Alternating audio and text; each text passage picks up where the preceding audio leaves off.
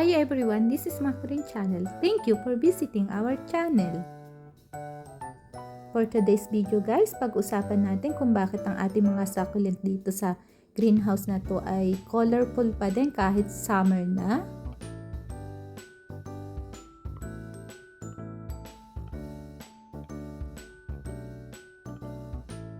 Guys, andito nga pala tayo sa ating mas maliit na greenhouse. Yung greenhouse nga pala natin ay dalawa. Ito yung greenhouse na mas maliit guys. So, for today's video guys, samahan nyo ako dito sa ating isa pang greenhouse. Ang mga nakatanim nga pala dito ay, ang mga nakalagay na halaman ay, syempre guys, succulent pa din. Tayo ang isang plantita na mahilig din talaga sa succulents. So, guys, ang itsura na ating mga succulent ay ganito guys. Kung napapansin nyo guys, yung mga succulent natin dito ay colorful pa din kahit summer na.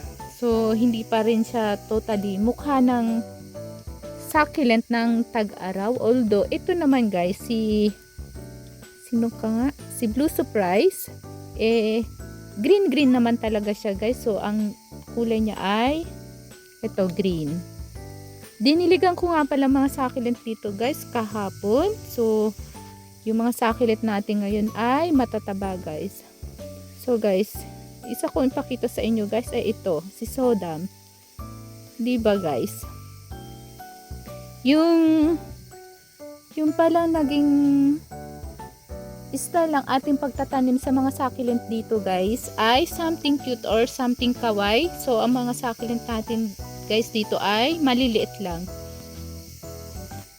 So, hindi natin masyadong, although ito guys, ito nilagyan ko siya guys ng chemical na fertilizer guys. So, gusto ko itong succulent na to, si Red Moran, ay medyo palakihin. So, binigyan ko siya guys ng fertilizer.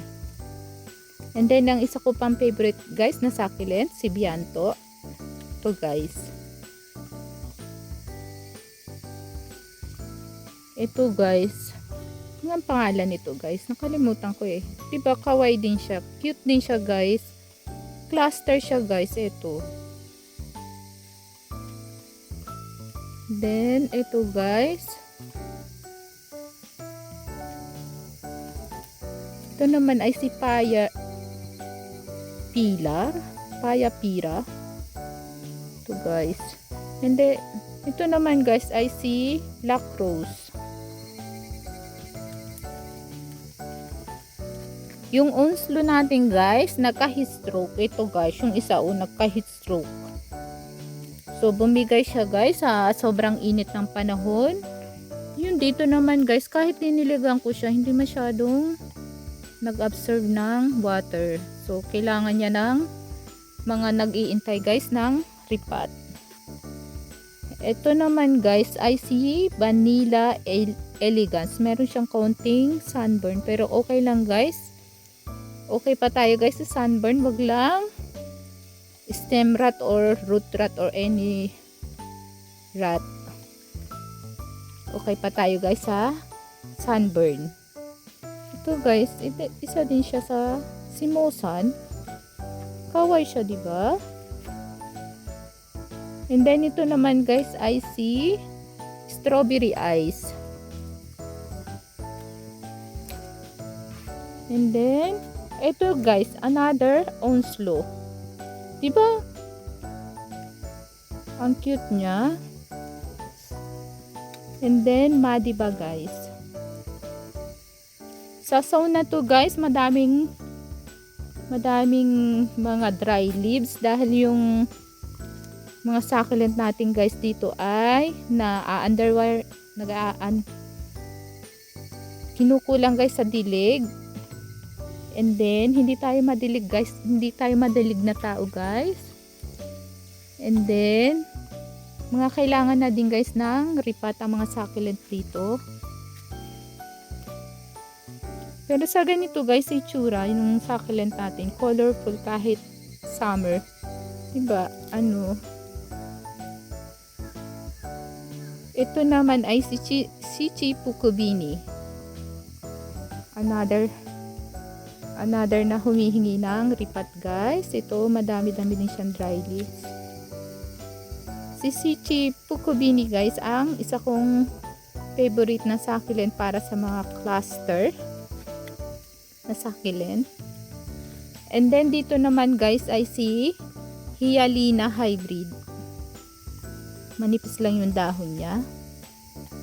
And then ito naman guys. Ito guys I see strawberry ice.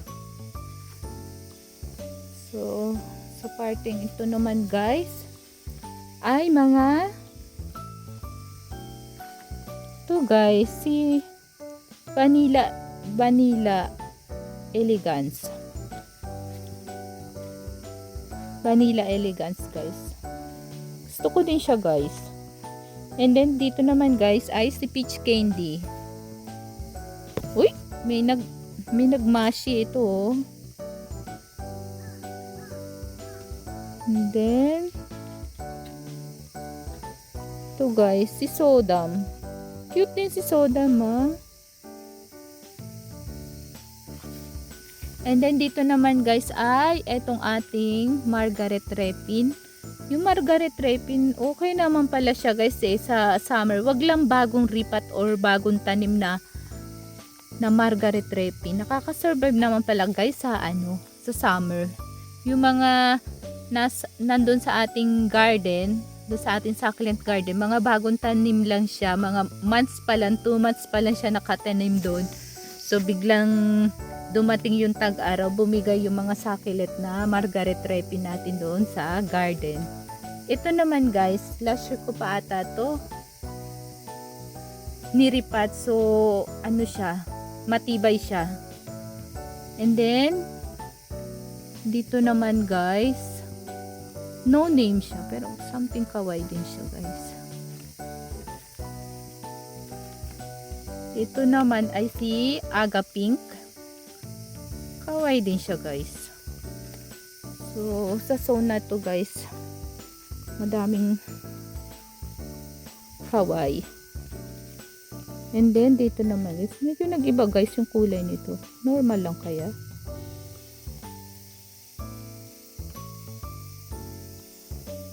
Si Yellow Peach Monde. And then ito naman guys si Deutsche Champagne. Last year pa ito guys nandito. Last year before summer ko ata siya binili sa pre-market. Ilang piraso din siya guys kung binili. Nung binili ko siya ay walang ugat. Medyo ilan yung nagbaybay nung summer last year. So ang ginawa ko this year, bago sa early year, yung pagkatapos ng winter dito sa lugar namin, binigyan ko siya ng fertilizer. Ito guys. So okay na itong fertilizer. Itong puting ito guys ay fertilizer siya.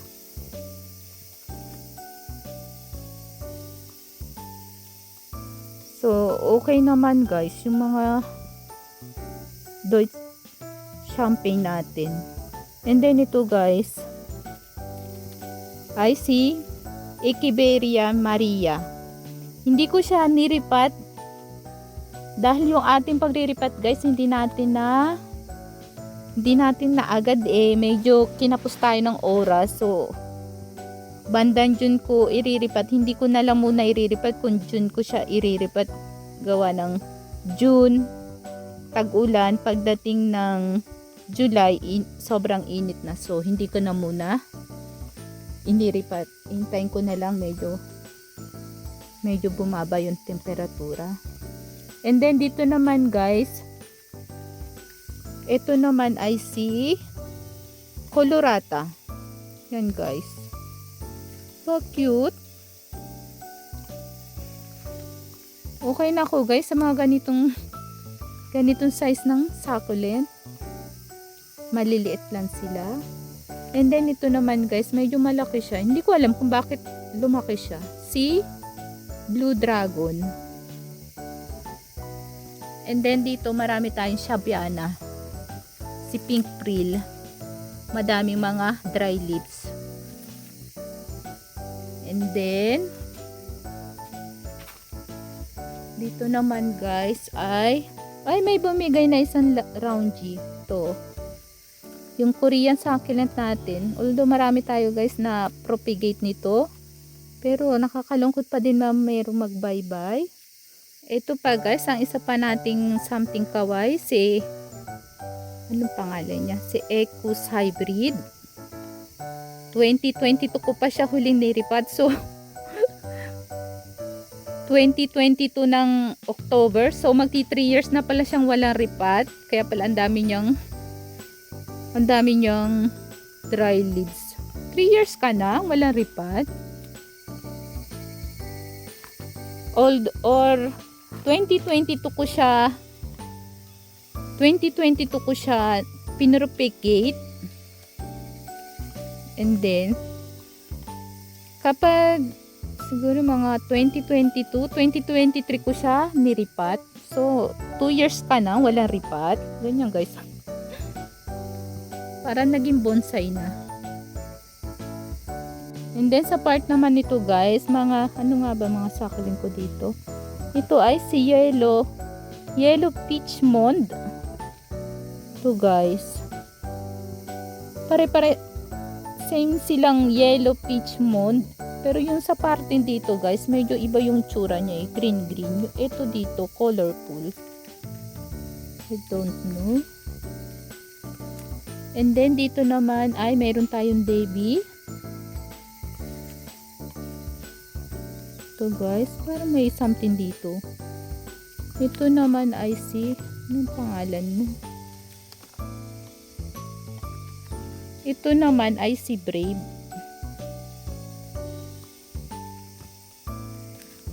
Ito, another Sodam.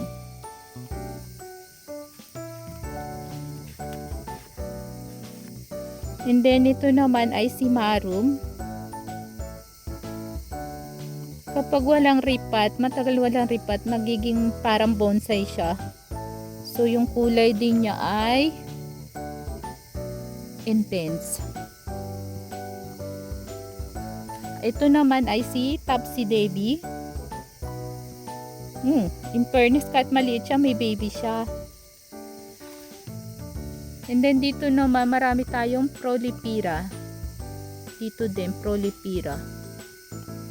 And then dito naman, ano nga to? TP. Yung mga TP natin. Ito cluster na si TP.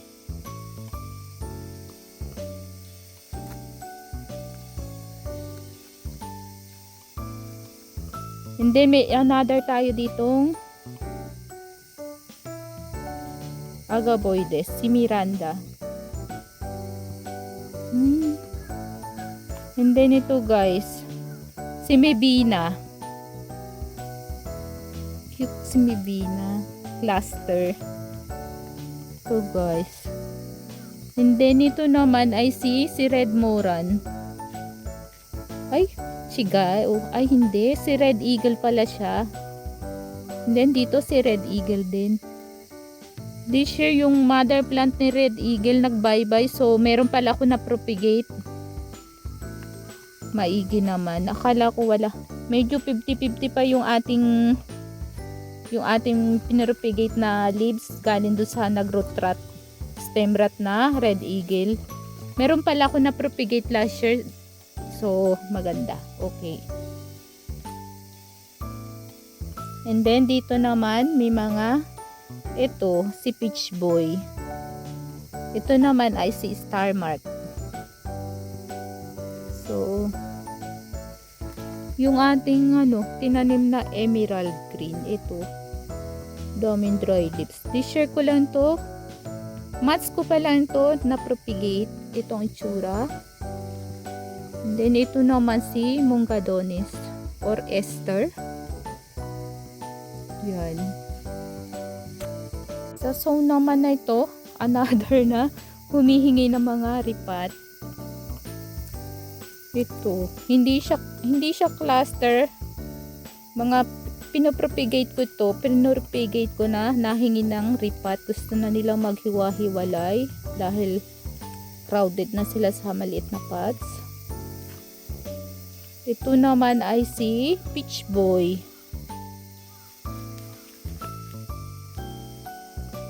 Nag-cluster siya. Cluster siya or mga babies na pinagsama-sama ko lang sa isang pots. And then ito naman ay si Red Velvet. Nagkakaroon siya ng jam sa gitna kapag winter. And then dito naman ay mga babies. So kapag gusto ko guys mag arrangement, gumagawa ako ng ganitong succulent. Tinatanim ko sa mga plug tray, ganito guys. Maliit lang siya. And then kapag gusto natin mag arrangement, dito ko kumukuha ng succulent. Dito naman sa zones na ito ay puro siya, dito naman ay red velvet. So gusto ko mga palakihin yung mga succulent dito. So ang ginawa ko ay binigyan ko sila ng fertilizer. So green sila. And then ito naman ay si black rose.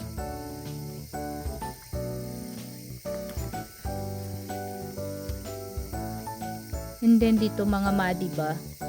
Dito naman ay marami tayong lovely rose. Ayan. So plano natin guys na i-cut ito and then pagsama-samahin natin sa isang malaking pots itong ating lovely rose. Dito. Mga madiba natin humihingi na din ng repats.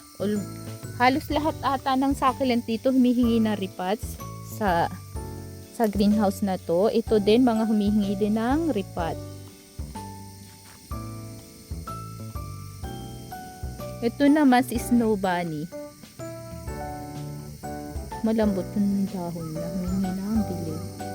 And then dito naman ay si Pink Crystal Rose. Dito naman ay si Hyalina Hybrid.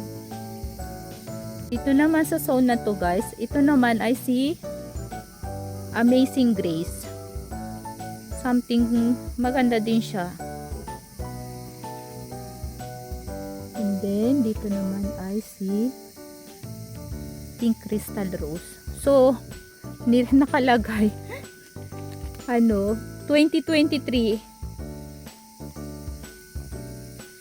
April 17 ko siya niripat. So 2 years na pala siyang walang ripat. Ito naman ay si Delem Belgi. Maganda yung parang bulaklak. Maganda yung korte ng ano niya. So guys. So naman na ito, Monroe. Ang dami nating na-propagate na Monroe. So yung mga Monroe guys ay madali lang i-propagate. So ang dami tayong na-propagate na Monroe dito. So yan ang itsura. Dito din guys. Ano to? Ito din Monroe. Ito namang cute na to na nag-cluster na ay si RJ.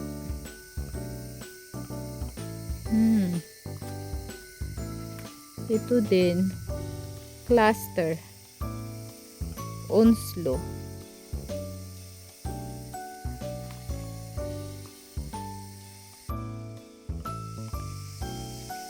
And then dito naman guys, meron tayong may 5 tayong imbrikata nilagay dito. Inilagay natin to sa harap ng electric fan. Yung isa ay nagbaybay imbrikata. So yung ang 5 nating imbrikata nabawasan ng isa. Yung 4. Yung 4 na to guys, hindi pa tayo sure kung makakasurvive ba sa summer. Dahil yung imbricata dito sa lugar natin ay minsan magugulat na lang tayo, bigla nang lalabas na yung mga dahon niya. So guys. And then dito naman mga blue jelly bean. Marami tayo guys blue jelly bean ito. Dito naman sa zone na to guys, meron tayo ditong tatlong, I don't know guys kung ano ba to, cluster na ba siya, yung mga mebina natin. Ito another mebina. Ito din mebina. And then yung isa nating momotaro or peach boy dito, medyo pumangit yung rosette niya. Ito, sobrang daming dry leaves. Ito naman ay si Carrarian. Cute din siya. Dito naman guys ay mga Monroe. Sobrang ganda ni Monroe. Orangey Monroe pala dito guys. And then ito naman ay si Mosan. So mga succulent dito guys, karamihan ng succulent natin guys dito ay humihingi ng ripat. Ito naman ay si Vanilla Elegance. And then ito naman ay si Morning Dew.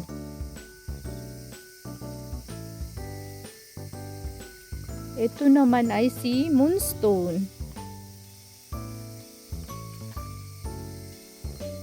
Meron din tayo guys ditong ilang orpet. Ito guys. Last year ko pa sila niripat dito. Hindi masyadong mga lumalaki yung mga succulent dito. Then dito naman guys, ito mga no name na succulent.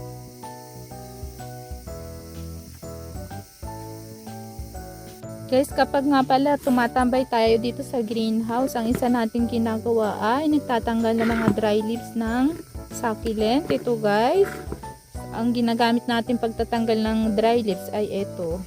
Pwede din guys pinset or tweezer. Ano bang tawag sa atin? Tweezer. Ito guys, ang ginagamit ko. Ganyan. That's for all guys. Maraming salamat guys pagsama nyo sa ating isa pang greenhouse.